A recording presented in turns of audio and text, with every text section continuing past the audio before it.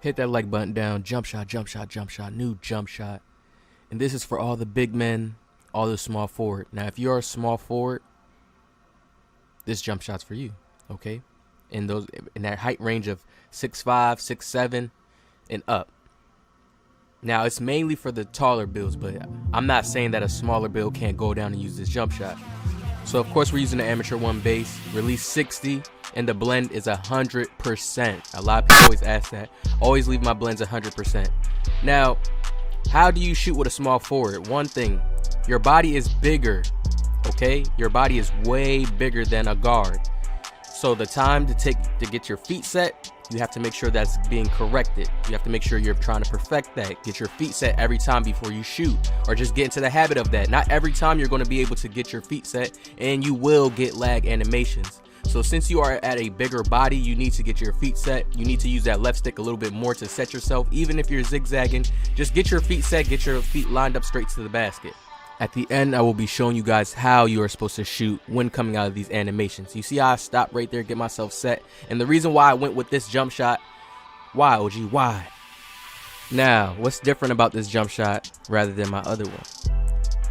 All small forward builds, all big men builds should use a shot that releases above the head. It's easier to get your timing down pat. You know, you can look at your feet as well, but when you have that shot that releases over the head, you usually know the animation, and you should have it in your mind to understand when you are supposed to shoot the ball. You see how when it goes right over my head, you release. Now you guys understand when I'm giving you this knowledge, 2K is all animation based. You see how I stopped there? My knees are already bent so I can shoot that fast. Usually when you're standing straight up in a corner, you get lag animations if your player's knees are not set. His knees are not bending. People don't pay attention to stuff like that though. We stop green up right here again. This jump shot is very, very good. And it's also faster than the other Amateur 1 base jump shot that I let out. I don't know if it's because, I believe, yes, it's definitely because of the release. That's the only thing that has been changed on the jump shot was the release. We stop right here. Quick green above the head. Way better than my other one. And the only reason why I say that is because the over the head release on a bigger player slows me down. I understand that I have the over the head release already, so I always make sure that I get myself set before shooting the shot. That's what any big man, most big men, they try to use these other fast base 98 shots and shots like that, and they don't understand why they don't make it. Is because it's too fast. Half of the time their feet's not set. You get what I'm saying? It's not a dimer, it's not nothing like that. So if you really just want to shoot a shot by itself, you want to make sure that you have a good jump shot with a good release. Nice smooth release, you know, nothing too extra on it. And that's what people have to understand, nothing too fast, especially when you're at a small forward build or when you're at a center. Think about it, your feet must be set.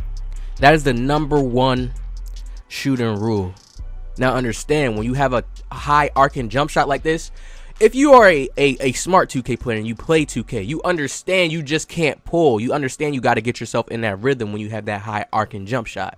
Regardless of the fact, either you got to set your feet real quick, you got to move the left stick over a little bit to get your feet set. Most of the time when you see me shoot, what am I doing before I shoot, people?